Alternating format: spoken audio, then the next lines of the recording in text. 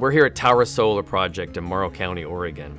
The project is a utility-scale solar project of 166 megawatts. We're going to have 200,000 solar panels that have been assembled in the United States, and Avangrid really supports manufacturing and jobs in our country. There's over 200 people here at this project. They're all union, and it's providing good paying jobs for folks in this area. For me, I've been a local here all my life, and to see all this work going to the unions between the IBW, the laborers, and the operators, it's been awesome, and getting to see these guys come through and get trained has been a great change of pace. Something that's scary for smaller communities to bring in a big project, but once they realize that we're working with them hand in hand, it becomes just a win-win for everybody that's involved.